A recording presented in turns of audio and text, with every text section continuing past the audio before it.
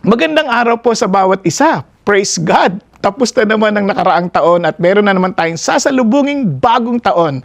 Alam ko marami sa atin excited, yung iba naman kinakabahan at hindi alam ano ba talaga ang magiging bagong taon natin. Masagana ba? Matagumpay ba? And obviously, lahat tayo gusto natin ng isang masaganang bagong taon. Pero anong sukatan natin? How would we know na masagana yung taon natin? Kaya ho, itong video na ito, itong message na ito po ang magbibigay nawa ng sagot sa atin para malaman kung talagang ang matagumpay, masagana ang ating bagong taon. Sama-sama ho tayo, aralin natin ang salita ng Panginoon Diyos.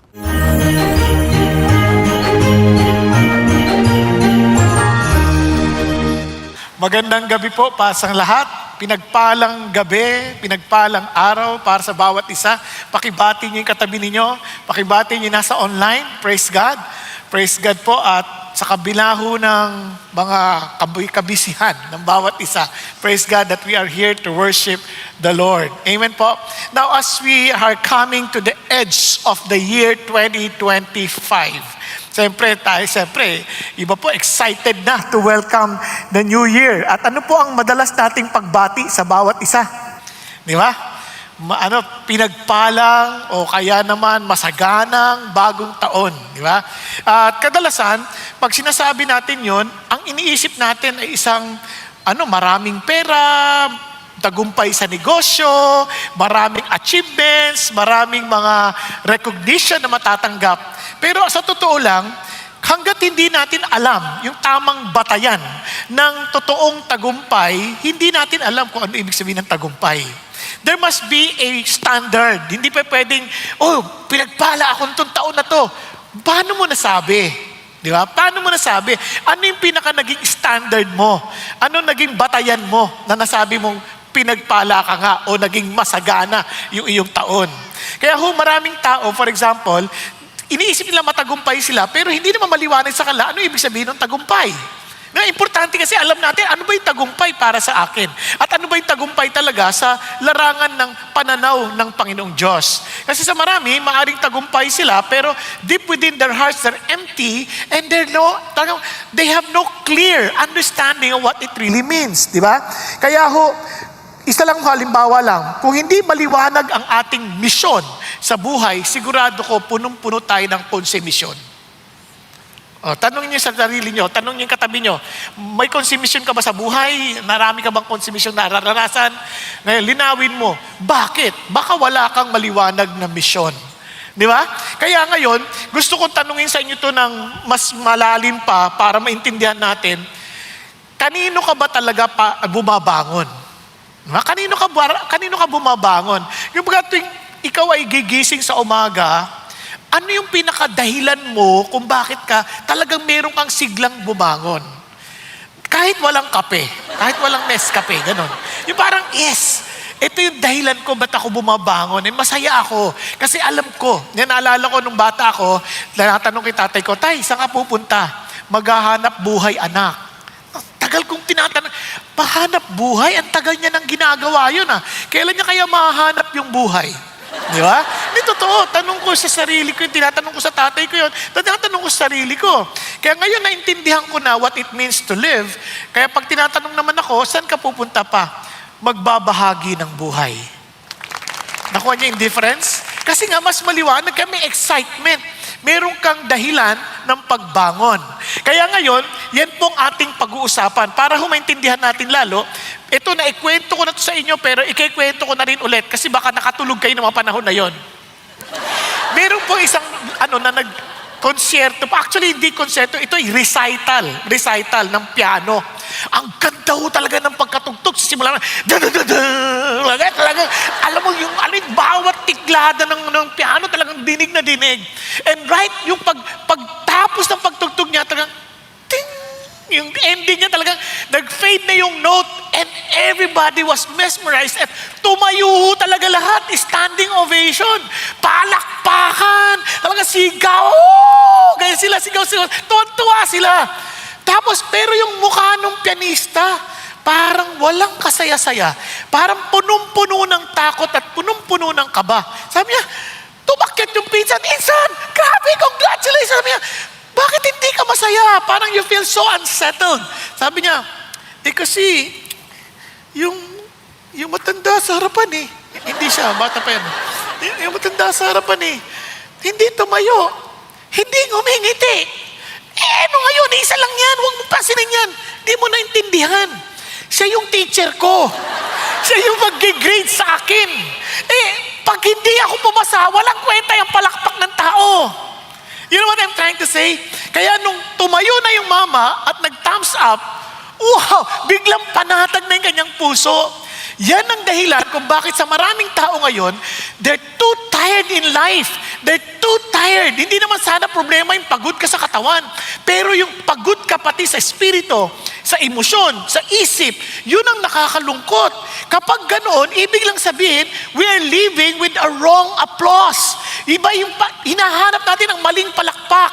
Marahil hinahanap natin ang palakpak ng mga boss natin, palakpak ng mga tao na hindi naman tayo pinakikialaman, palakpak ng algorithm, ng likes, di ba? Sa kagustuhan mong ma-like yung mga pinopost mo sa Facebook, dahil walang nagla-like, naglagay ka ng maraming Facebook account para ikaw lahat nagla-like doon. Pero kawawa ka naman. Kakagustuhan mo lang magkaroon ng likes na tignan. Pero alam nyo, nakakalungkot, ganyan ng maraming tao. Hindi maliwanag sa kanila sino ang kanilang dapat ipamuhay. You see, friends, ito tatandaan nyo, in the world that lives for self, the people of God, the true people of God, live for the pleasure of the Father. No? Kaya sabi ni Paul, kahit pagod na pagod ako, physically, yung aking inner life, laging sariwa, laging nare-refresh. Why? Because I focus not on the temporary things, but on eternity. Yung bagay na hindi mamamatay at hindi walang hangganan. Kaya sa atin po, tanungin natin sarili natin, para saan ba? Kasi tingnan niyo po, karamihan, nakikita ko lang sa story, sa mga hindi ko maintindihan, anong saysay ng pagpapakita mo ng sayaw mo? Ng mga damit na, ang lamig-lamig para ka nasa beach. Yung mga ganun. Parang, mga supposedly Christian ito. Ano yan? Parang lahat na lang, ganun pa. Parang ano yan? Parang, hindi masamang magsayaw. Pero, what's the point? You want to be known as entertainer? There's nothing wrong about being known as an entertainer. But for what? For what purpose? Yun ang tanong. Kaya, this afternoon, we will be focusing on, as we welcome the new year, live for God's pleasure. Diba? Kung gusto mo talaga matuwa at tiyak ka na maayos yung kinabukasan, live for the person who lives for eternity. Live for the person who owns the whole world, who owns the heavens and the earth. Kaya nga, live for His pleasure. To some, they don't understand. Ano bang ibig sabihin yan? Now, to summarize our discussion, when we say to live for God's pleasure, maging sa Bible, for example, ilan sa inyo, nabasa nyo na yung buong Bible? Just this year din, nakabasa kayo yung buong Bible. Praise God, out of, ilang libo tayo dito? At least meron 3. Now, hindi ko kayo iniinsulto if we were not able to read the whole Bible. Pero isipin nyo mabuti ito, Kaya minsan wala tayong excitement to read it and to finish it. Kasi wag nating basahin para matapos. Wag nating basahin para mag-increase yung ating knowledge. Kundi basahin natin to know God. Learn to read to know God. Yung pag nagbabasa ka ng liham or message, don't just read the message. Try to understand and know the writer. Ang galing niya magsulat. Iba siyang mag-isip. He's so deep. Mga ganun ba? Hindi yung, ano ba ito? Mali grammar. Hindi, minsan mali yung grammar, pero ang lalim ng sinasabi. Get to know the person. At hindi lang yon. The more the more you get in love to that person. Hindi ko ginagamit yung fall in love kasi sa Panginoon Diyos, hindi tayo, parang wala tayong control na in love tayo. We get to know. Kasi yung pagmamahal na to, hindi to parang na wala kang control, no? Na nalaglag ka na lang. Desisyonan mo na to. Nagdesisyon ka dito. Kaya as you get in love with God, gusto mo siyang ibahagi sa lahat. Yung para bagang so proud na Kung ikaw yung nagdesisyon na ito na yung buhay ko, ito na yung papakasalan kong babae, pag gusto mo pagmalaki, ito yung asawa ko, ito yung mapapakasawa ko. You're so excited to tell everybody. Ilalagay mo sa story, ilalagay mo saan. Di ba? Kasi you want everybody to know, ito yung babae sa buhay ko, o ito yung lalaki sa buhay ko. Nakuha po? Kaya you have to share it, to share God. Not only to share God, but you know for a fact that you live for God. Kaya naman alam mo kung bakit mo gustong bawat isa makaalam nito. So anong ibig sabihin yan? Now, let's start with read to know God. In other words, read the Bible to know God. Kung napapansin nyo, yung binasa natin sa 1 Peter, nung panahon na sinulat ito, they were being persecuted. Hindi lang sila na-persecute, they are on the verge of compromising and giving up their faith. Kumbaga, ito ba yung yung parang I did not sign for it. Parang ganyan, I did not sign for this kind of life. Ayoko nito. Bakit ang ganito yung buhay namin? Yan. So ito yon. Basahin natin. Tingnan ha. Therefore, since Christ has suffered in the flesh, arm yourself also with the same purpose, because he who has suffered in the flesh has ceased from sin. Now let's continue. So as to live the rest of the time in the flesh, no longer for the lust of men, but for the will of God. Sa madaling salita, sa mga nalalabi pang panahon ko, hindi na ako mabubuhay para sa pita ng aking laman o ng aking kagustuhan, kundi para sa kalooban ng Diyos. At tinuloy niya, sabi niya, for the time already past is sufficient for you to have carried out the desire of the Gentiles, having pursued a course of sensuality, lust, drunkenness, carousing, drinking parties, and abominable idolatries. Kung magiging honest lang tayo, totoong-totoo to nung nag-celebrate ng Christmas. Hello? Di ba? And they were saying, the reason of the season is Jesus Christ. Pero yung kanilang mga ginagawa, hindi naman para kay Jesus. Diba? Nakakalungkot, ano? Pero totoong nangyayari to. Now, tingnan nyo po ha, isa-isahin natin. Therefore, pag nagbabasa kayo ng Bible, pag may therefore, there is something there for. Okay? Ibig sabihin, meron siyang binabanggit sa una para sabihin niya, dahil dyan, si Jesus nag-suffer din nung nagkatawang tao siya. Yan sasabi niya. At sabi niya, kaya naman, I'm telling you, arm yourself. Alam niyo yung hamon ng arm yourself? Parang kayo rin, maghanda kayo, parang gera ba? Parang gera, maging handa kayo, maging intentional kayo na maghanda. Dapat preparado kayo. Bakit? Sabi niya, with the same purpose, because he who has suffered in the flesh has ceased from sin. Now look at this. Sa mundong ito, we always want comfort. We always want comfort. Kaya nga, have a blessed New Year. Have a prosperous New Year. Ang assumption, ang gusto natin mangyari, gusto ko masagana talaga yung taon ko. Pero sa totoo lang, this year, na dadating sasalubungin natin, hindi lang matcha-challenge yung comfort natin. Ang matcha-challenge yung allegiance natin sa Diyos. Ulitin ko ha. Hindi lamang yung comfort ang matcha-challenge sa atin. And you know that. Pati ang ating katapatan sa Diyos, hahamunin. How far can we go? And I'm telling you, it's not about our commitment, but our relationship with God. Hanggat hindi maliwanag sa atin what it means to live, hindi tayo tatagal. Are you following? Now, tingnan nyo, sa mundong ito, we always hoping everything will become better. Kahit na bagong technology, bagong mga inventions, pero gumanda ba yung mundo? Iniisip natin, pag meron ng microwave, dadali ng buhay. Dumali ba talaga? O dumami yung ginagawa?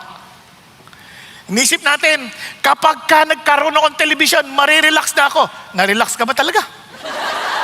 Ha? Lalo ito pinanonood mo, puro nakakatakot. Hindi nakaka-relax yun. Sa totoo lang, lalong-lalo na, niisip mo, pag may aircon na, giginhawang katawan, makakapahinga ng mabuti, yun ang hindi ka pa nagbabayad ng kuryente. Hello? Nakuha ninyo? Kaya minsan iisip natin, everything will become fine. Ang problema, everything is becoming worse. Sa traffic, inisip natin, pag may NCAP na, kaganda na yung daan. Ay ano yung mga driver dito nuna? tumino sila sa paggawa ng paraan na hindi mabasa ang kanilang plate number. Ang galing talaga ng Pinoy. Iba? Na hindi na yung sabihin, habang feeling natin gaganda yung buhay, lalo namang nagiging entitled ang tao, kung saan lalong nagiging sakim ang bawat isa. And life is not getting better. And ang Biblia lang ang nagsasabi, come on, prepare yourself for the worst. Don't think of life getting better. But I'm telling you this, the moment you overcome this temporary challenge that you're facing in life, there is something wonderful prepared and stored for you. Yun ay kung kilala mo si Jesus. Nagkakaintindihan? Kaya nga, kung meron mang excitement sa buhay natin, eto, tinan nyo si Jesus. Sabi niya, arm yourself with the same purpose. As if Peter was saying, have the same mind of Jesus. Because he was suffered in the flesh, has ceased from sin. Hindi na, yung sin kasi, ano yan, sa gisag ng pagiging makasarili. Yung sin, laging makasarili, laging iniisip niya, sarili niya lagi to satisfy his or her desire. Pang sarili lamang, at hindi lang basta desire, over-desire. Kasi hindi naman masama yung desire eh. Pero yung over-desire, yun masama yun. Kasi wala nang control yun eh. The Holy Spirit alone can stop us from over-desiring. No? Kaya nga ang tawag niya sa Greek epithemia, yung sobrang pagkahangad. Kaya pag sumobra, talagang hindi na siya nakakabuti kasi it is in the flesh. At sabi niya, and since you are no longer running after these things of the flesh, tumigil ka sa kasalanan, somehow, para kang going against the tide. No? Para kang nagka-counterflow. Pag nag-counterflow ka, hindi madali yun. Talagang mas mabigat yun. Kaya madaling magtapang-tapangan if everyone is going along with you. Pero if you're going against, ibang usapan yon. Doon lalabas, talaga bang matapang ka? Di ba? Kaya dito ho yung challenge na yon. Now, tingnan nyo po ha. Tingnan nyo po. Bakit importante yun that we have the same mind of Jesus Christ? Same purpose, same understanding of suffering, because what shapes our thinking shapes our living. Are you following? Kung ano yung laman ng isip natin, yun din ang uhubog sa ating pamumuhay. So in other words, what shapes your mind shapes your life. Nagkakaintindihan? Yun ang dahilan kung bakit we need to understand ano yung purpose ni Jesus. Ano yung isip ni Jesus. For example, when Jesus suffered, remember, therefore, atras tayo. Ano ba yung isip ni Jesus when He suffered? And He wants us also to understand that so that we may have the same purpose. Ang sabi niya, for you have been called for this purpose. Since Christ also suffered for you, leaving you an example for you to follow in His steps. Diba? Bakit importante yon? Una, hindi na maiwasan ng suffering. Okay? Pakisabi sa katabi mo, magdurusa ka din. Huwag mo na sumpain. Hindi natin maiwasan yan. Whether you like it or not, mayroong pagdurusa. Hindi natin alam kung kailan, hindi natin alam kung paano, but mayroong pagdurusa. Di ba? Pagtingin mo lang sa katabi mo, oo nga. Joke lang. Balik tayo dito. Sabi niya, but, even if we do suffer, huwag kang magkasala ha. Bakit? Who committed no sin. Nagpakita na example si Jesus. Nor was any deceit found in His mouth. Hindi siya nagsinungaling. Kasi ibang tao, para maiwasan ng pagdurusa, magsisinungaling. Sabi niya, and while being reviled, habang siya inaabuso verbally or iniinsulto, He did not revile in return. Kasi pag ininsulto tayo, bawi tayo. Hindi pwede yan. Tama? But Jesus Christ gave us this example. And when He kept entrusting, paano niya ginawa yun? He uttered no threats. Kasi kung meron ka namang kakayanan at kapangyarihan para sirain yung kalaban mo, takutin mo na. Jesus had that kind of power. Kaya niyang tawagin ng legions of angels to destroy the enemy. And just imagine, one angel can destroy 150,000, 700,000, 500,000. Sobrang makapangyarihan ito. But He did not do it. Bakit? Tingnan niyo, sabi niya, ang ginawa niya, He kept entrusting Himself to Him who judges righteously. Ang isip niya, ano man ang gawin nila, hindi ko sila papatulan kasi nagtitiwala ako sa tatay ko. Now listen, hindi ka magtitiwala sa isang tao na hindi mo kilala. Nagkakaintindihan? Hindi ka magtitiwala kahit kanino na hindi mo alam anong kanyang kapasidad. But the mere fact that Jesus knew his Father well, he entrusted himself to God. Kaya nga, whenever we study and read the scripture, if you want to understand the mind of Christ, go back to his word. Kasi doon mo maintindihan, ito yung layunin ni Jesus, ito yung puso ni Jesus. Sample lang ko kayo. Anong cause ng suffering ng maraming tao? Hindi persecution. Kahit tayo mga Christians, hindi persecution. Kasi isip natin, persecution ito. Hindi necessarily persecution. Alam nyo kung sino? Kung sino pinakamalapit sa inyo? The person closest to you hurts you the most. Di ba? Yung iba hindi makatingin dahil asawa niya yun eh. Para siya na stiff neck. Hindi, sa totoo lang. Sino makakasakit sa inyo? Kundi yung mga kasama natin sa trabaho. Mga kasama natin sa eskwelahan. Kasama natin sa bahay.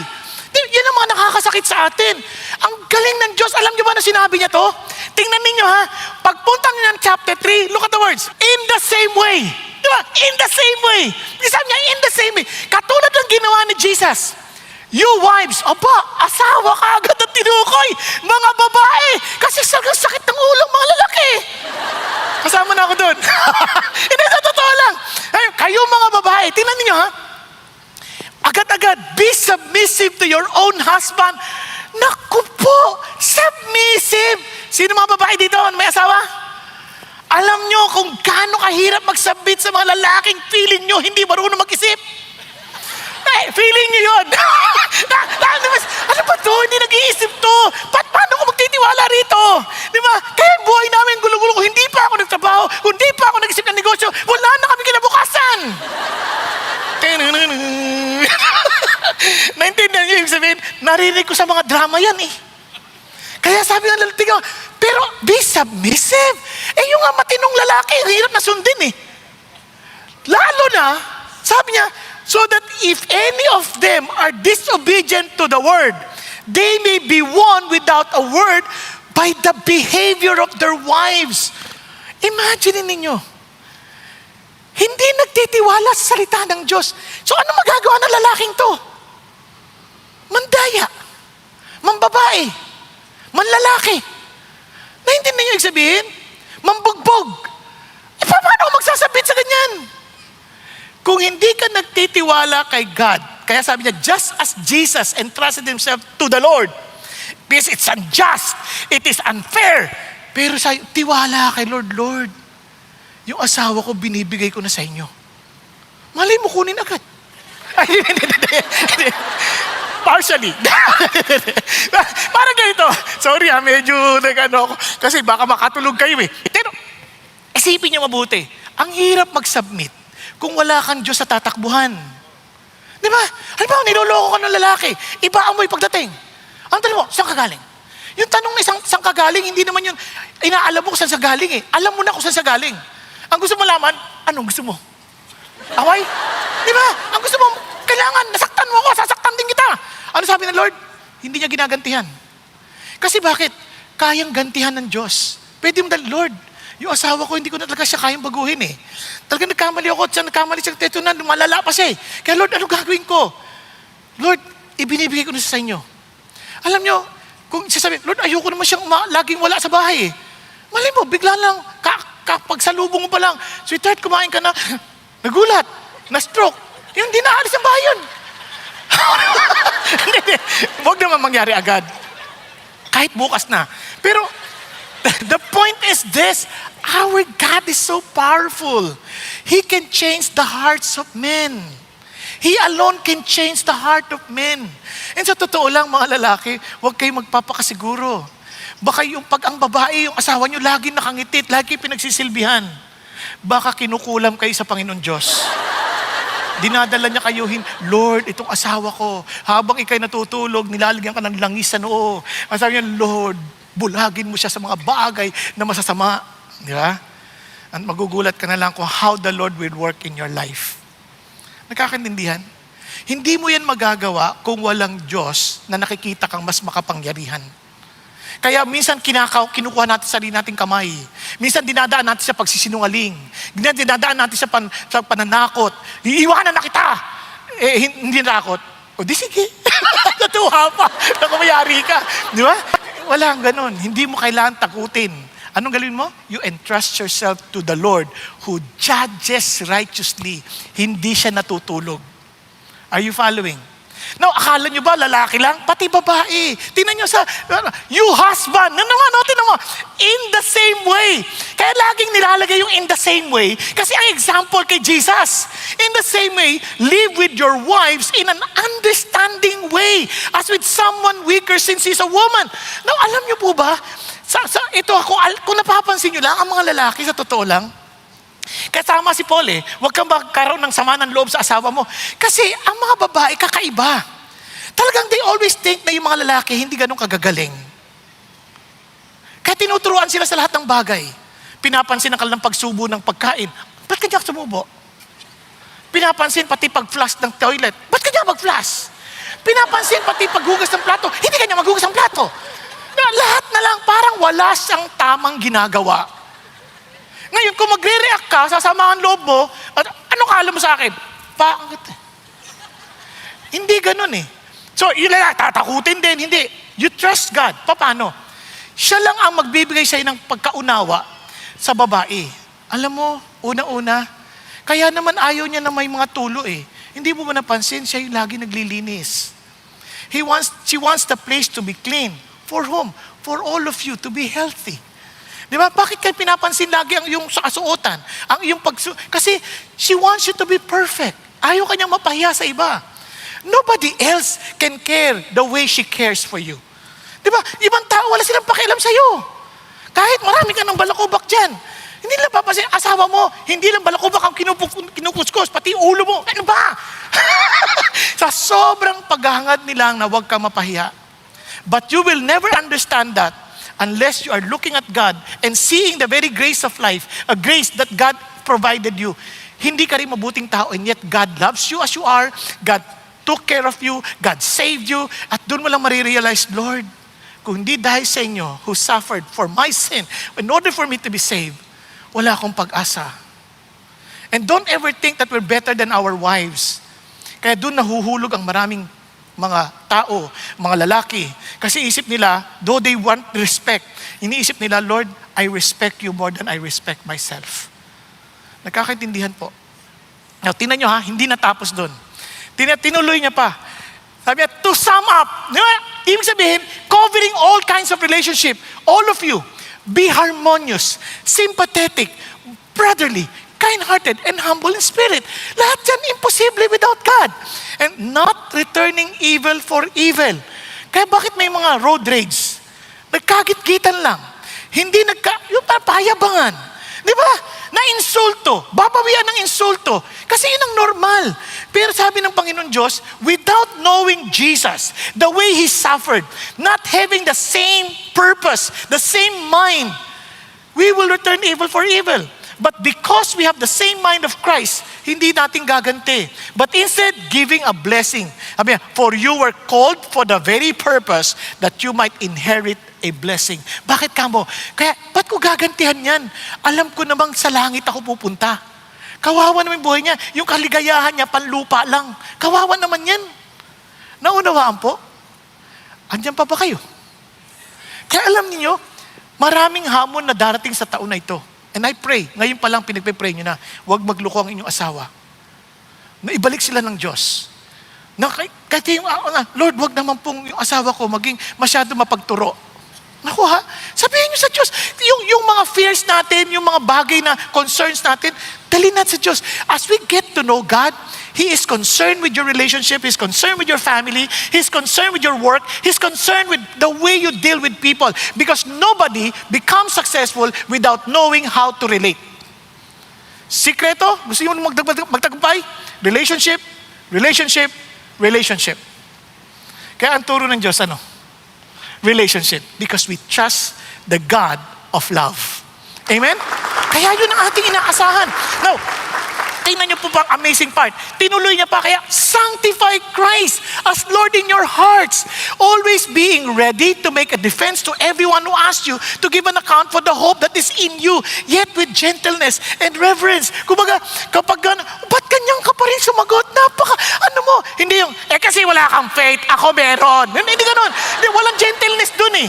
Dapat yung, nandun yung idea na, Lord, grasya talaga ng Diyos eh. Tinuruan ako ng Diyos. Sa totoo lang, hindi ko rin man din kaya. Magagalitin din ako. Kaya lang, sa biyaya ng Diyos, pinapaalala niya lagi sa akin na, siya mapagpatawad. Kaya ako rin dapat maging mapagpatawad. Because I live no longer for myself, but for Him who died and lived for me. Are you following? Kaya ito yung amazing part dito. Kaya sabi niya, and keep a good conscience so that in the things in which you are slandered, those who revile your good behavior in Christ will be put to shame. Now, tingnan niyo pa. Ito pa yung challenge. For it is better if God should will it so that you suffer for doing what is right rather than doing what is wrong. You mean to say, I may also suffer even with doing what is right? Yes. But if we react or respond according to our calling from God, God is pleased. Kasi nga we live for His pleasure. Kaya wag na wag tayong magre-respond ng hindi nakakatuwa sa Diyos. Kasi siya yung kakampi natin eh.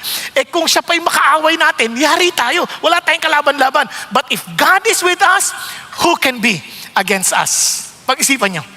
Are you following? Pakisabi mo sa tabi mo, sino ba kakampi mo? Are you living for His pleasure? Pakikalabit mo. Iba, hindi siya nakatingin sa Facebook eh. No, are you living for His pleasure? Nakakaintindihan tayo. Kayo, magkagalit ba kayo? Sabihan mo. Baka makatulog yan. Kayo rin, di ba? Nasabihan mo na, mabuti naman. Di ba? So, importante po yan. No? Tingnan niyo pa, hindi natapos doon. Look at this. For Christ also suffered once for sins, the righteous for the unrighteous. Can you imagine si Jesus dying for the unrighteous? And sabi niya ganoon, to bring you to God. Sa totoo lang, no matter how hard we try, na maging katanggap-tanggap sa Diyos, kung hindi dahil kay Jesus, hindi matatanggap ang ating mabubuting gawa. Walang saysay lahat nitong pagpapagal natin. Kasi kung hindi dahil kay Jesus. Katingnan niyo po, kasi sabi niya, He was put to death in the body, but made alive in the spirit. Kumbaga, even Jesus suffered. For what purpose? Hindi para sa kanyang sarili. Imagine, iniwan niya yung comfort ng heaven. Para ano? Para makaranas tayo ng pag-asa ng kawalang hanggan. Sa totoo lang, ang hirap isipin ng walang hanggan, no? Ang hirap isipin na buhay natin dito lang. Pag-isipan niyo mabuti, ha? Kuya, anong pangalan mo? Ikaw. Anong pangalan mo? Oh. Now, imagine niyo halimbawa si Jong Min. Tama? Si Jong Min, nangangarap talagang maging bilyonaryo. Hindi through flood control, kundi sa isang maayos na trabaho. No? Etong si Jong Min, imagine nyo lang sa edad na 21, multi-millionaire na siya. Konti na lang, bilyonaryo na. Konti na lang. Ngayon, trabaho, umabot, 25 years old, bilyonaryo na. Ngayon, nag-asawa, ang ganda-ganda ng asawa niya. Ngayon, ito, katabi niya, ano pangalan mo, Iho? Yung naka-true life na itim. Si Len. Etong si Len, driver ni Jong Min. Driver niya. Eto nakapag-asawa. Ang ganda na pang-asawa. Kamukha ni, sino bang paborito mong artista? Wala akong kilalang artista eh. Ay, kamukha lang naman. No, okay na rin, kamukha na lang. Kamukha ni Heart Evangelista. Ayan, gano'n. Ang ganda. Eto. Tapos etong sayaman niya, yung bahay niya, yung kanyang bahay, maliit lang, mga 5,000 square meter, floor area. Ganun lang. Tapos yung lupain, malaki, nandun, mga 2 hectares, developed land. Tapos ang dami niyang kotse. Sabihin mo lahat ng kotse, meron siya. May payong pa. Hindi. Lumit yaman eh. Di ba? Ang problema, sa edad na 30, nagka-cancer. Sa sobrang stress ng negosyo, nagka-cancer. Stage 7. Para siguradong patay. Kasi pag stage 4, baka makarecover pa eh. Walang stage 7, pero lang yun, joke lang natin.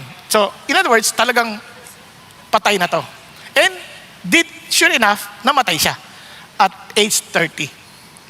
Pag-isipan niyo mabuti. Ito nga yung babae, inayos yung mga ari-arian, yung transfer, at lagi niyang kasama si Len. At di naglaon, nagpa-selfie sila. At sila'y naging sila. At sabi ni Len, ang ganda ng iniwan ni Sir. Now, isipin nyo, anong saysay ng lahat ng pinagpapaguran natin kung walang eternity? Think about it. Yung buhay sa lupa, useless. Ang pagmamalaki mo lang, puro hirap. Paano ka bumangon? Paano ka nakabawi? Pero at the end of the day, wala rin pala kung walang eternity. Kaya if we're not living for the right cause and for eternity, anong klaseng buhay meron tayo? Ang lungkot. Kaya nga, ito si Jesus Christ, He was so concerned that He was willing to give up the comfort of heaven to give us that hope. Diba? Kaya tingnan nyo, ang bait ng Diyos, dahil sa Kanya, ano nangyari sa atin? Sabi niya gano'n, tingnan nyo ha, so as to live the rest of the time in the flesh, no longer for the lust of men, but for the will of God. Kasi alam natin na we cannot live, we can never be welcomed in heaven kung hindi tayo nabubuhay sa kalooban ng Diyos. Kasi sabi ng Bible, depart from me, I never knew you. Only those who do the will of the Father will come and enter. Kaya importante yung sabi niya, now, God has given us the freedom to what? To do the will of God. Alam niyo kung bakit? Ang isip ng tao, ang freedom, yung magagawa mo yung gusto mo. Hindi ganun. Yung freedom is for us to live according to our design. Pag-isipan niyo mabuti. Kung yung isda, at magkaroon sabi niya, gusto ko na maging malaya, umalis sa tubig, tumalon, pumunta sa lupa. Hindi siya magiging malaya sa lupa. Hindi siya magiging masaya kahit anong gawin niya. Anong gagawin niya? Pagdating pa lang sa lupa, wala na yan. Mamamatay na yan. Pero pag nando siya sa totoo niyang lugar, kasi yun ang kanyang nature, sobrang saya niya sa tubig. Nagkakaintindihan? Kaya maraming tao ganun isip na, I can do this, I can follow my lust. But in reality, you're not designed for that. Kaya karamihan na pumapasok sa ganyang buhay, seemingly happy, but deep within, they're so empty because they are not designed for such. Nakuha ninyo? Kaya ito ngayon, God is giving us once again, bring us back to our original design. Kaya tingnan nyo ha, ang idea ng Panginoon Diyos, kami niya, huwag na kayo magpatuloy sa nakaraan ninyo. Kasi tama na yun. Naranasan nyo na yun. Kung matino kang tao, alam mo it was empty. Alam mo it will never satisfy you. Alam mo it only causing you more pain in life. Yun ang sinasabi niya rito. Kaya sabi niya, I'm not condemning you about your past. I'm giving you hope for the future. I'm telling you this is your new hope. Now, ito po, tingnan nyo, ano mga yan? Sensuality, passion, drunkenness, orgies, drinking parties, lawless idolatry.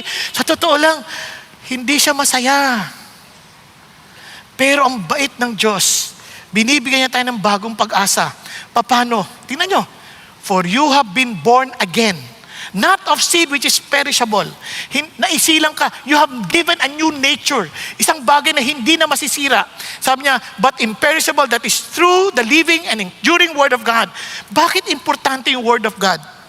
Naalala niyo, all Scripture is God's breath. Naalala nyo? Sa 2 Timothy 3:16?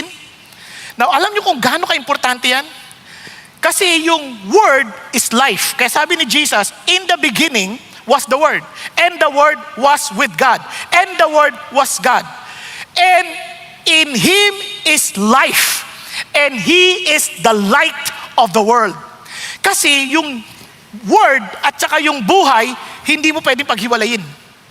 Kaya nung kinreate ng Diyos ang tao, He breathed on them. Tama ba? Naalala nyo? So they were given life. Yung ginawa sa lupa, naging tao, hiningahan. Kaya nga, man shall not live by bread alone, but with every word that proceeds out of the mouth of God. Kaya nung tao may balik, ma-realize sila to go back to the Word. Kasi tinan nyo ha, anong challenge sa Lord? Don't eat the fruit of the knowledge of good and evil. Ano sinasabi niya doon?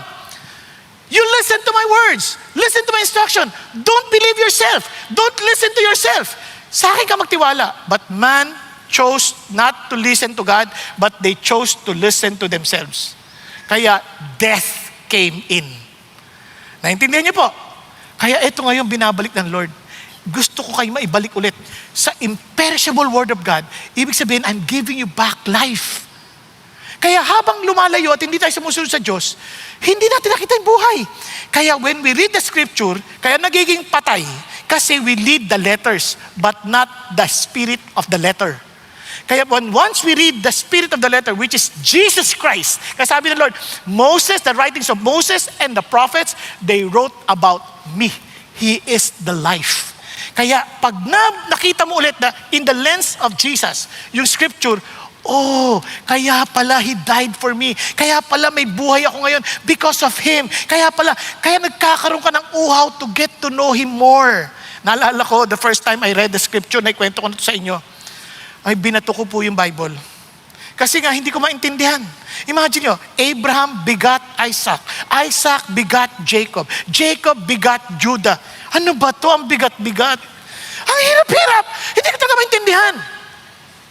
Not until I got so tired in life, sabi ko, Lord, kung totoo ka, kausapin ninyo ako. Kasi pagod na ako eh. Sa totoo lang, at that time, I was on the brink of killing myself. Sabi ko, Lord, pagod na ako kung totoo ka. Kasi isipin nyo, ang hirap ng buhay namin. Kasi sabi ko, nilikha mo lang ba ako para magdusa? Para maghirap? Sabi ko, ba't nyo ako ginagawang ganito? Ang alam nyo, ang bait ng Diyos eh. Kasi talagang nangungusap talaga siya eh. Una, nakwento ko na ito siya, nangusap siya habang naglalakad ako. Kasi 13 kilometers lang naman nilalakad ko mula sa eskwelahan pa uwing bahay. Tanghali naman yun.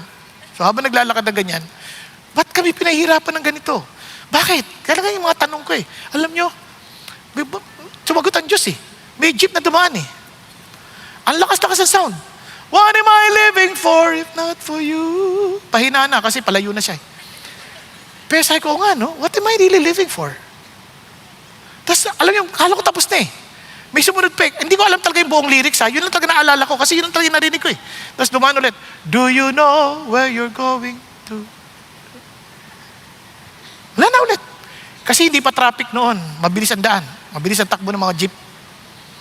Pero those questions somehow struck my mind and said, God, totoo ka ba? What am I really living for?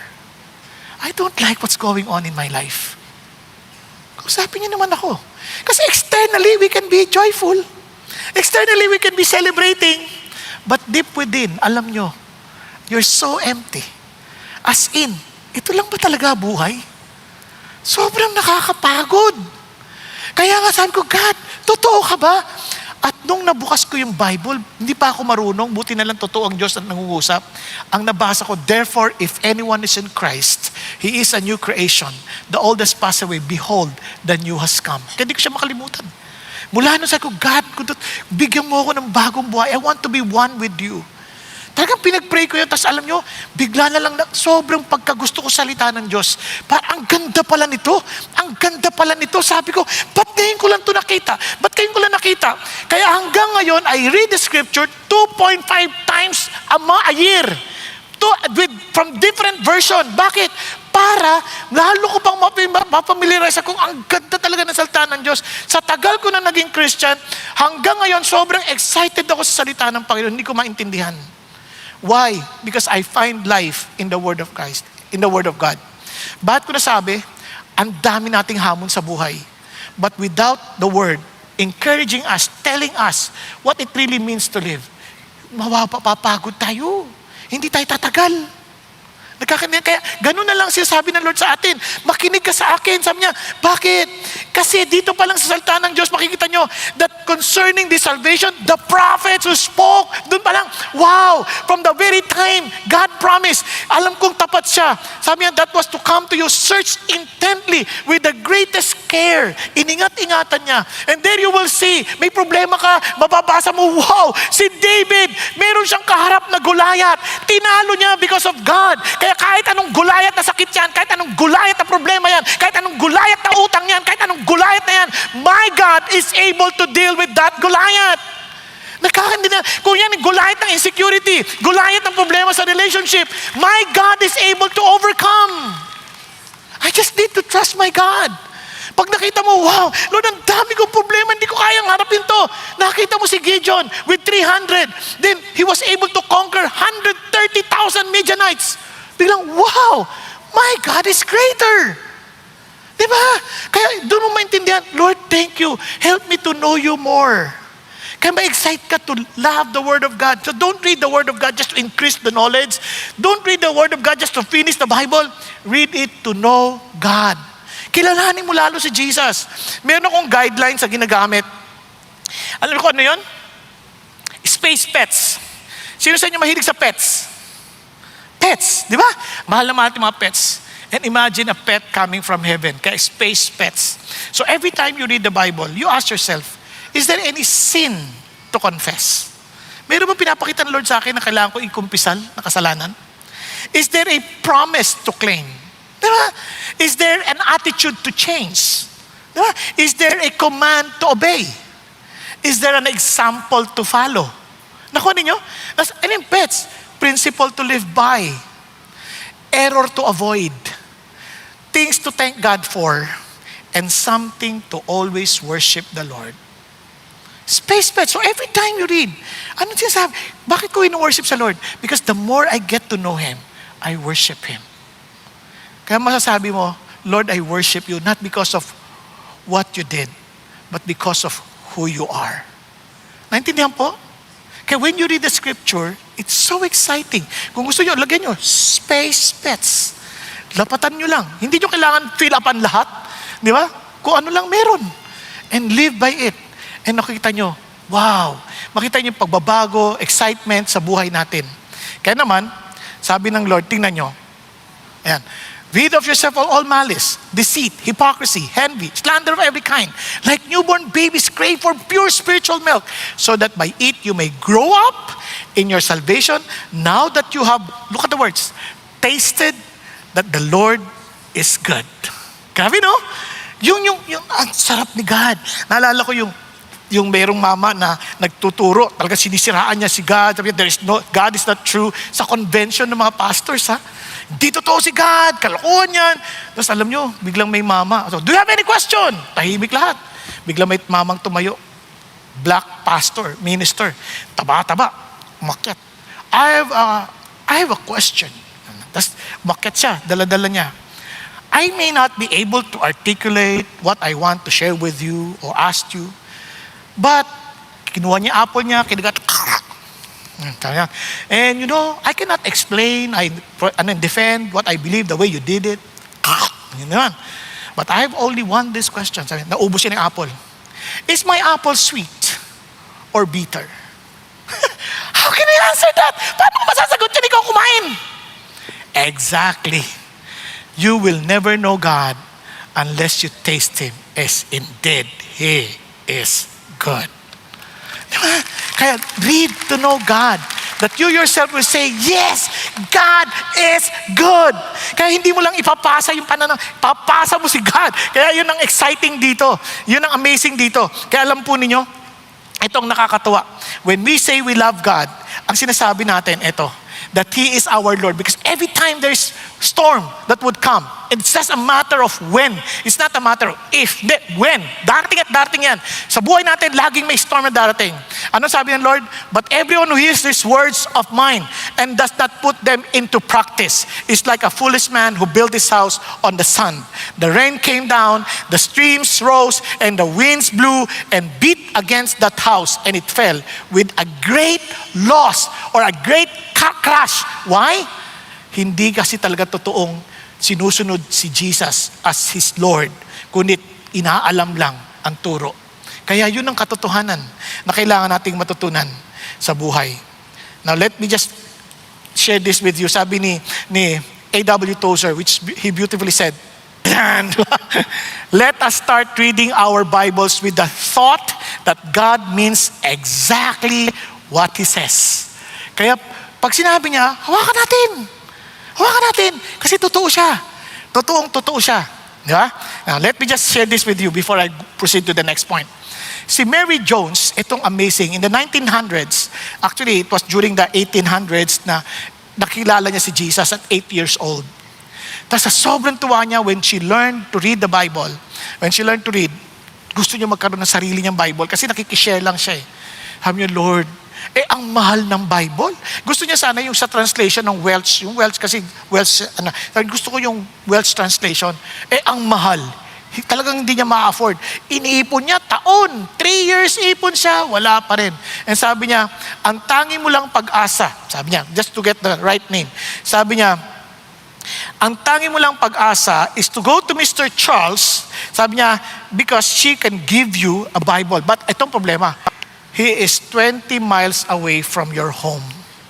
20 miles! Now, imagine nyo kung gaano kalayo yun.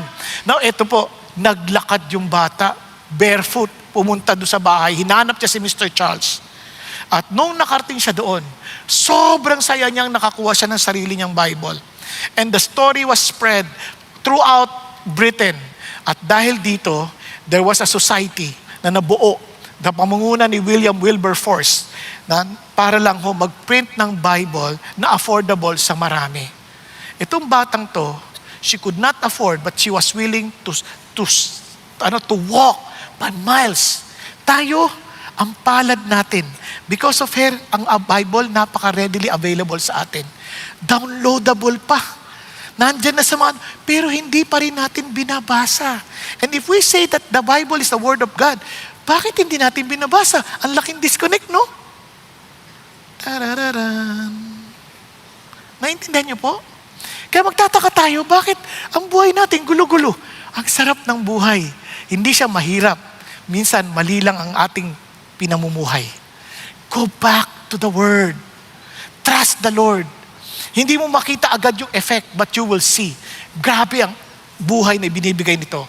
Dahil, man shall not live by bread alone, but with every word that proceeds out of the mouth of God. If 2026 is going to be different, it won't start with the new resolutions. It will start with new thinking shaped by Scripture. Nagkakaintindihan tayo. So, with that in mind, let's share God. I-share natin si God. Tingnan mo sabi sa 1 Peter, in all this they are surprised that you do not run with them into the same excesses of dissipation. And they malign you. No, itong amazing, no? Nagbago ka. Tapos sisiraan ka pa. Bakit ganun? Kasi nga, faithful living invites surprise and resistance. Alam mo, hindi ko bigla kang, kasi sa totoo lang ganito yan. Yung mga taong nagagalit sa atin, gusto rin nilang magbago. Kaya lang hindi nila alam kung paano. Kaya, ang gagawin nila, sisiraan ka. Bakit ka nagbabago? Hindi dapat yan. Dapat pare-para tayong sira buhay. Are you following? Kaya nga, faithful living will eventually feel foreign. Ang labo nito para hindi yan makatotohanan. Totoo ka ba talaga o nagkukunwari ka lang? Di ba?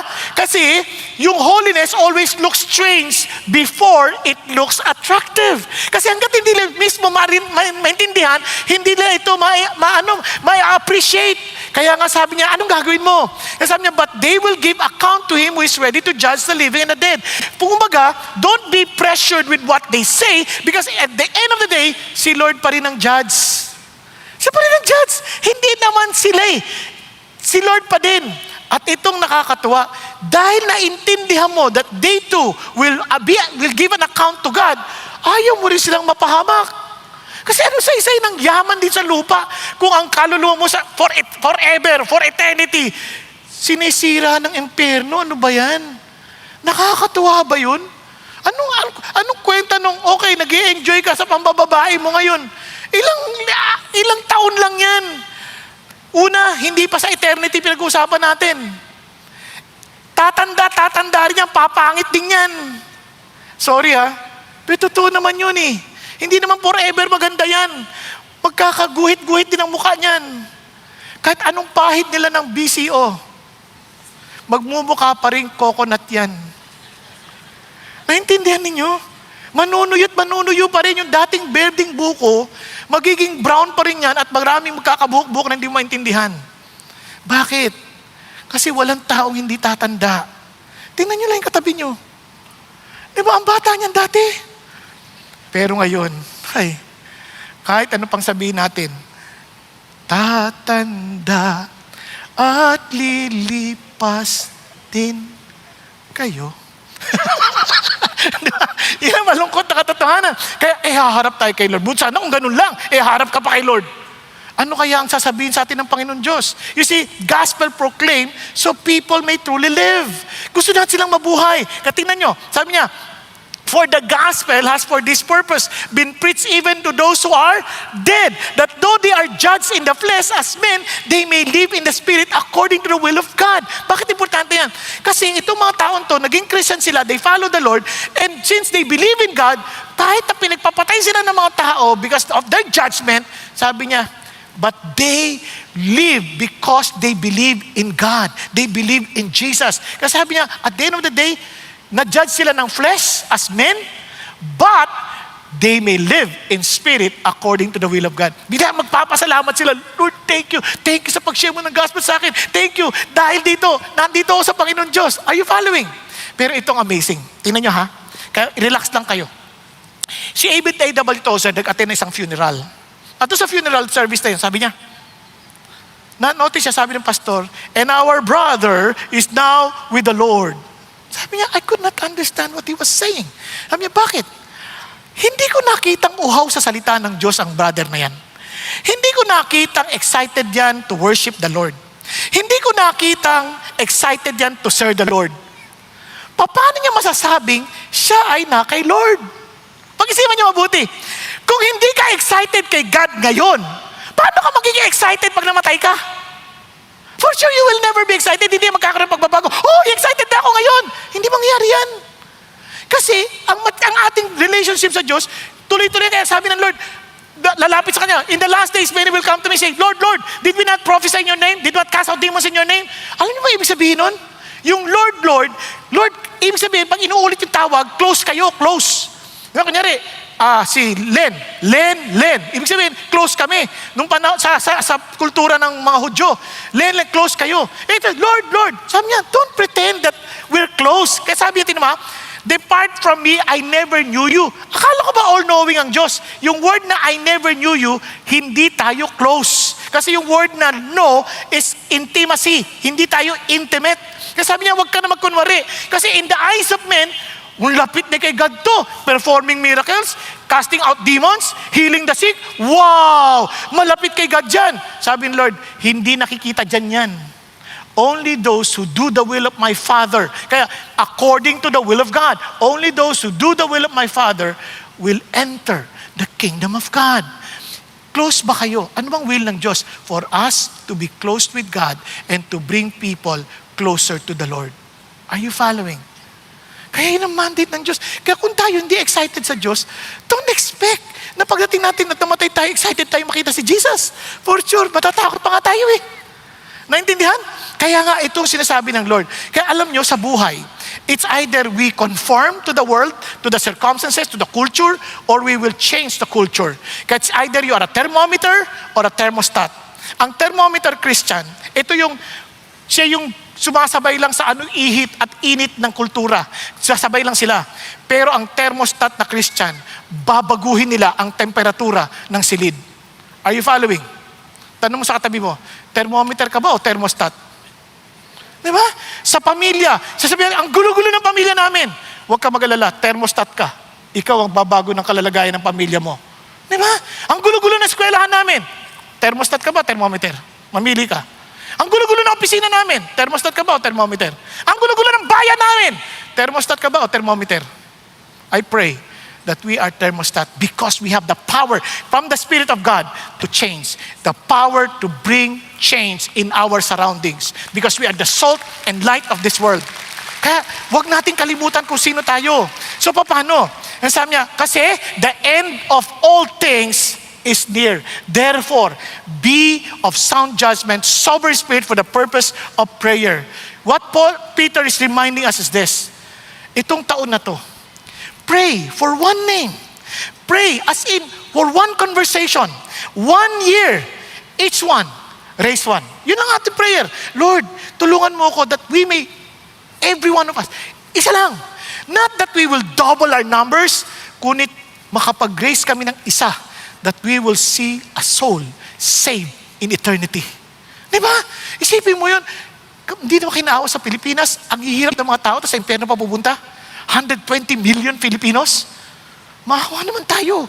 Kaya, yan ang iniiyak ko sa Diyos. Lord, kaya minsan, nung feeling ko na parang mamamatay na ako, sabi ko, God, 1 buwan na ako nagbe-vertigo. Ano ba ang problema? I was so down and I was asking God, Kasi nabasa ko, for me to live is Christ and to die is gain. Because I'm excited also to see Jesus, I want to die. But because I want to still reach out and help you in your spiritual growth, I want to live. Bigla ako tinanong sarili ko, Lord, ba't ba ako gustong mamatay? Dahil ba napapagod na ako sa sakit ko? O dahil gusto ko lang makita ka na? Mag-isipan nyo. Yung iba, gusto ko na mamatay dahil ko utang. O ganun. Dahil, Lord, gusto na kita. Pero, Lord, gusto ko ba talaga mabuhay dahil gusto ko pang makatulong sa ibang tao at makaabot sa mga kaluluwang gusto nyo iligtas? And I praise God. He answered my prayer. Nahanap yung sakit ko. At wala na akong vertigo. Praise the Lord. At alam nyo kung anong dahilan? Kayo. Hindi, joke lang. hindi kayo. Pero alam nyo, ang nakakatuwa ang Diyos. Bakit? Sabi niya, you still have souls to reach out. You still have souls to reach out. Yun ang hamon ng Diyos sa akin. Kaya yun din ang ating prayer. Bawat isa, God is not telling you to reach out to everybody. He's just asking you to reach out one. Every year. Prayer natin, Lord, pag-pray ko. Tinan niyo po kasi alam nyo, kapag gusto at naiintindihan bakit, maraming dahilan. Pero pag ayaw, ang daming paraan. Pag ayaw, ang daming dahilan. Tama ba? Naalala ko tong ali na to, nabulag siya. And he wants to share the gospel because sobrang tuwa niya sa Panginoon Diyos. I am maybe blind, but my spirit is, sabi niya, has a clear vision. Alam niyo, ginawa niya, kumuha ng Bible. Nilagay niya sa John 3:16, tinaturin. Saan yan John 3:16? Pupunta siya sa mga tao. Ay, tulungan mo ako, bulag ako. Hanapin mo nga yung John 3:16. Yan. Tapos sabi niya, pwede mo bang basahin para sa akin? Opo. Anong ibig sabihin, iho? Ganyan ba? Ganito po, sabi dito, ganito. Kayo ba, tinanggap mo na rin ba si God? Naniwala ka ba sa Kanya? Hindi pa po. Paano po ba? Doon siya nagsishare ng gospel. At ang dami niyang na-share na mga tao because she was blind. And alam niyo po, ano excuse natin? Matanda na ako, hindi na ako makapagsalita ng maayos. Alam mo, minsan sabi ko, the Lord loves you, wala na akong ngipin, hindi na napaintindihan. Sa totoo lang, minsan hindi salita ang kailangan nila. Katotohanan mula sa ating buhay. Naalala ko isa sa mga atheist na nag-attend sa apologetics ni Alexander McLaren. Nung umuwi siya, lumapit siya kay McLaren on the last day ng kanilang series. Sabi niya, I'm now a Christian, a follower of Jesus. On what topic that really challenged you and really brought you to the Lord? Sabi niya, no. It was the old woman whom I helped crossing the street. Kasi nadapa, tinulungan niya. Sabi niya, pero I saw the joy in that person. Sabi niya, do you know my Jesus? Sabi ng matanda, you should know Him. Don't ever allow the night to end without knowing Jesus personally. And because of such joy, sabi niya, I came to know the Lord. Alam niyo, minsan hindi naniniwala ang tao sa atin. Hindi nakikita sa buhay natin. Tayo, alam niyo, si Lord, pagpagod ka, bibigyan ka ng pahinga, pero yung mukha mo hagad na hagad. Pagpagod ka, sa totoo lang, the Lord will give you rest. Pero hinang-hina ka din. Diba? At saka, ang saya-saya ng Christian. Alam mo yun? Walang katunayan. Di ba? Kaya doon mo palang alam na malayong-malayo sila sa Panginoon Diyos. Kaya I challenge you. So I pray that every one of us, kaya eternity, remember, does not make life meaningless. It makes it urgent. Kaya naman, we are to live for God. Why? Urgent love in urgent times. Tingnan nyo, bakit urgent times? The end of all things is near. Hindi nyo ba napapansin? We are getting nearer to the end. And sabi niya, therefore, be of sound judgment and sober spirit for the purpose of prayer. Ano sinasabi niya? God wants us to have clear thinking. No? Serious prayer. Yun ang gusto niya. Kailangan maging seryoso tayo dito. And look at what he said. Above all, keep fervent in your love for one another because love covers multitudes of sins. Habang pinapersecute tayo, hindi dapat tayo magkakalayo, lalo tayo magtulungan. Habang maraming mga pagsubok, handang nakahamon tayo with moral confusion, lalo tayo nagtutulungan, nagmamahalan. And we can exercise that through small groups. Kaya we encourage everyone to join. Bakit? So that we can exercise true love. Bakit ang sabi ni Jesus? By this all men will know that you are my disciples because you have love for one another. At hindi lang yun. Sabi niya, be hospitable to one another without complaint. God wants us to what? yung bang opening our life, not just our home. Talagang we want people to be welcome. We want people to sense, eto yung totoong Christians.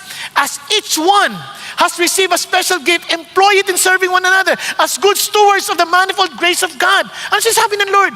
Lahat tayo may gift. Kung mayroon kang gift speaking, gamitin mo. Gift of service, gamitin mo. Whatever gift it is for what? Do all things that God may be glorified through Christ Jesus. Ano sinasabi niya? God wants us to be self-controlled minds, sober prayer lives, and gift stewarded for God's glory. Huwag natin gamitin yung gift natin para sa sarili nating kapakanan. It is for God's glory. Now, bibigyan ko ng example. Alam niyo, mayroon tayong kapatid, praise God. Siya po ang naging MVP ng UAAP. Itong recent lang.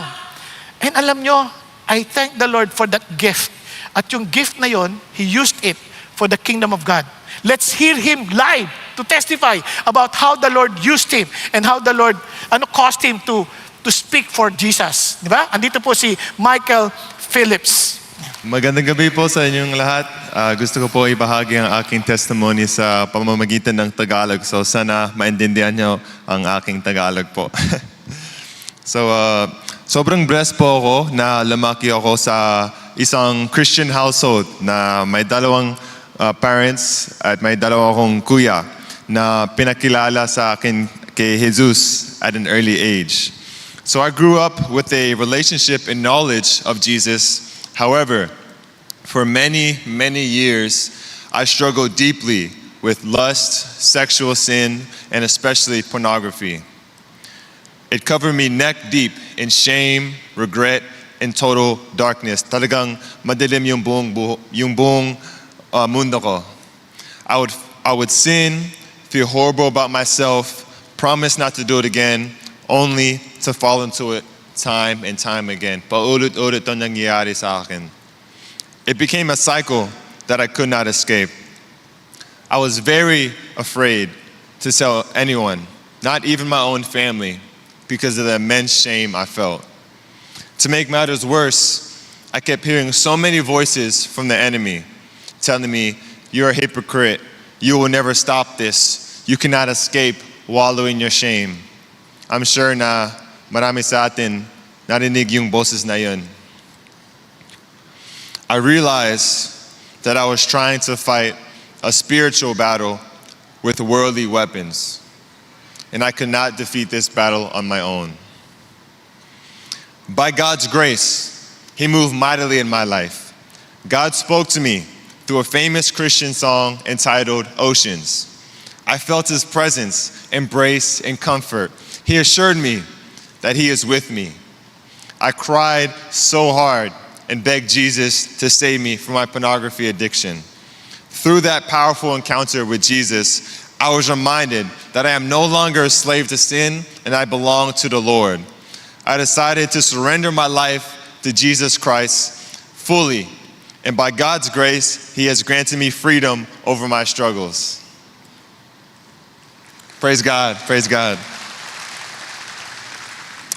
Fast forward a year later, I had just graduated from Homeschool Global, entered De La Salle University, and I was preparing for my very, very first season in the UAP. So during this season of my life, I felt God speaking to me. Sinabi niya po sa akin, "My son, I will give you a platform, and I want you to use it to spread my name and my glory." Now from that moment, I knew ito na yung purpose ko sa buhay ko. Ito na yung calling at ito na yung trabaho ko para sa kingdom ni Diyos. To use basketball as a way to preach the gospel of Jesus Christ. Praise God. I wanted to use every single opportunity that basketball gave me to speak about what Jesus had done in my life and how He saved me from my sin. When I entered LaSalle, I was blessed to come across Elevate Taft. So Elevate is CCF's youth movement. They were worshiping and doing Bible studies in the middle of campus. It was there that I met Hans Tan and AJ Sion. They would always visit me and the team after our trainings. They would pray for us, they would guide us, and share God's word with us. Kaya ang tawag namin sa kanila, ang prayer warriors namin. In fact, they were one of the major reasons why I was so encouraged to be vocal about my faith on and off the court. Now, fast forward ulit. During the UAP season 88, my very last season in the league, our team experienced many trials. Ang dami talaga nangyari, ang hirap talaga yung pinagdaanan namin nitong season na to. Daming injuries, madaming suspensions, daming nakasakit, losing streaks, and mountains of self-doubt. Not only was I doubting my basketball skills, I was starting to doubt God's plan in my life. However, in the midst of the storm, Jesus reminded me of this verse in James 1:2-4, which says, "Consider it all joy, my brethren, when you encounter various trials, knowing that the testing of your faith produces endurance, and let endurance have its perfect result, so that you may be perfect and complete, lacking in nothing. Truly, we will never go wrong when we persevere and trust the Lord." The valleys during that season prepared us for the peak that Jesus was leading us to. Jesus allowed us to go to rock bottom to show us that He's the rock at the bottom. And finally, praise God.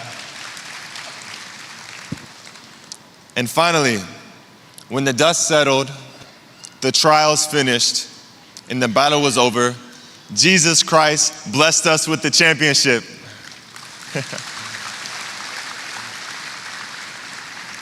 Now, this was a feat that was utterly impossible through our own strength.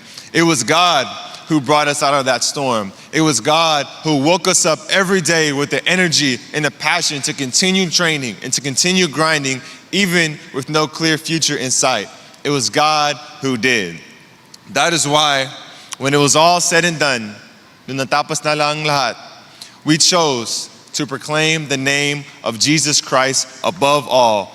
Jesus won the battle. Jesus won the championship. He is the reason why I'm victorious over my struggle with lust, and He is the reason why our team got the victory. So please ask to continue to pray that God will keep me free from sin and that I will pursue His call in my life, to give Him glory in every platform that He gives me. Ako po si Michael Phillips, and to Jesus my King be all glory, honor, and praise. Maraming salamat po. Praise God, praise God. Ayan, praise the Lord. Ito po isang bagay, no? Napansin niyo po ba that He has that authority to speak because He also lived out the truth of the gospel. Kasi nga, minsan share tayo ng share, tapos iba naman ginagawa natin. Kaya siya naman po, tingnan nyo, excelente sa kanyang laro. Kasi nga, naglalaro siya para sa Panginoon Diyos. Amen po? Kaya napaka-importante ito. Ito mga kapatid, ang ating pong buhay ay hindi po para lamang sa ating sarili. Kasi nasabi ng Panginoon Diyos, He desires for all of us to use our gifts for what purpose? That God may be glorified. Hindi ka binigyan ng gift para lang sa iyong sariling kaharian. The goal of the gift is not visibility para maging sikat tayo, but worship. It's doxology. Every believer, remember, is gifted not to impress people, not to build our own kingdom, but to serve one another and glorify God through Jesus Christ. Live so God is seen through Jesus. Now let me tell you this. In 2026, we likely bring increase in moral confusion, cultural pressure, spiritual apathy, gospel resistance. But katulad ng sabi ng Panginoon Diyos, we can only face this not by hiding. Kaya sabi ni Peter, don't hide. But instead, live deliberately, love deeply, and speak faithfully. Paano? I want you to read about God. Let His Word reshape you. Share about God. Let your life provoke holy questions. Magtatanong talaga sila. And live for God. Let every gift serve His glory. Let me end. Meron po isang mama, faithfully attending the service. Lagi po siya nandyan. Ang problema ho, isang araw, hindi na siya dumating. So, he was there, same seat, every Sunday, hanggang sa he passed suddenly. At the funeral, ang co-worker stood and said through tears, I worked next to him for 14 years. I knew he went to church, but I didn't know he knew Jesus. The tragedy wasn't that he died. The tragedy was that someone lived next to a Christian and never met Christ. Now imagine, sa harap ni Jesus Christ, tatanungin ka, who did you bring with you? And why did they did not believe? Why? Kaya yun ang malaking mga tanong sa atin eh. Kaya ho, let's live for God's pleasure. Hindi natin kailangang pilitin ng tao.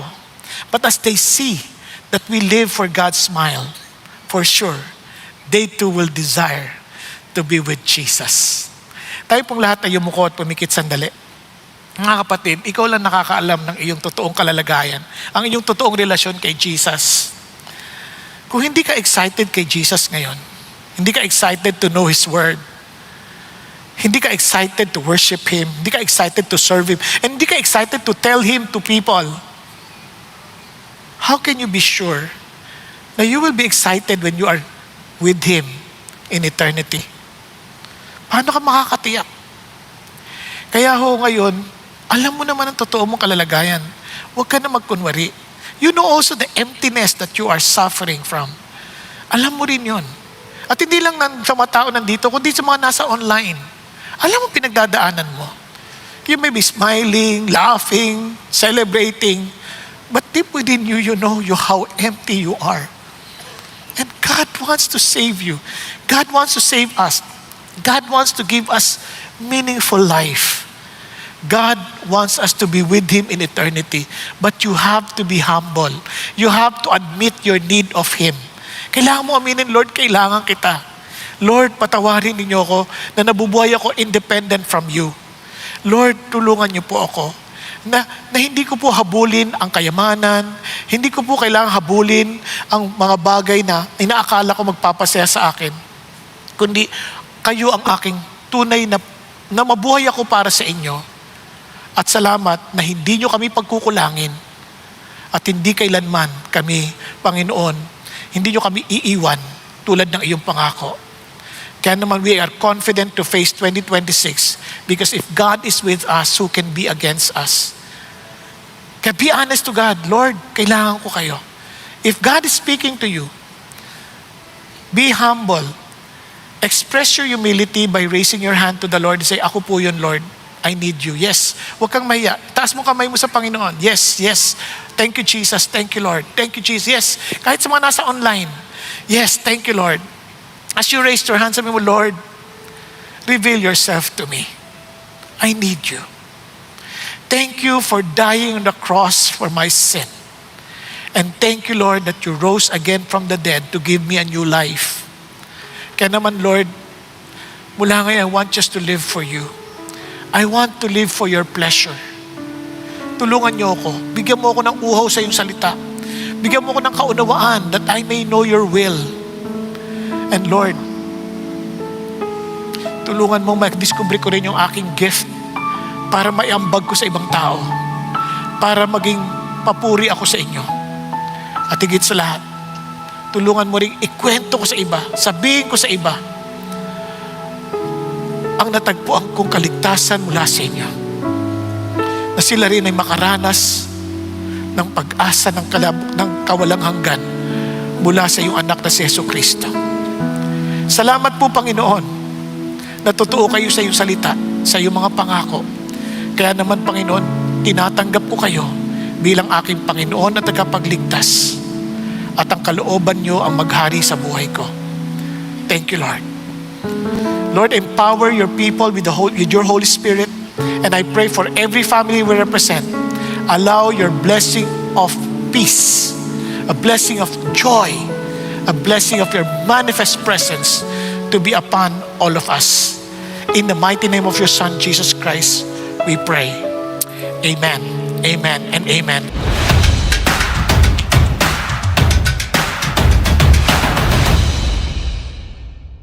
Magandang araw, CCF family. Welcome to Sunday Fast Track, where you ask real-life questions and we give you biblical truths. Ako po si Marty Nolan from CCF Communications at kasama natin ngayon si Pastor Bong para sagutin ang inyong mga katanungan. Magandang araw po, Pastor Bong. Gandang araw din, Marty. Ayan, handa na po ba kayo para sa tanong natin for today? Yan ang Diyos. Okay, ito po ang ating unang tanong. Para sa mga taong hirap iwanan ang mga maling gawain, paano nila sisimulan ang pamumuhay na ayon sa kalooban ng Diyos kung ito ay malaking parte na ng kanilang buhay tulad ng kabuhayan o ito ay nagbibigay seguridad sa kanila?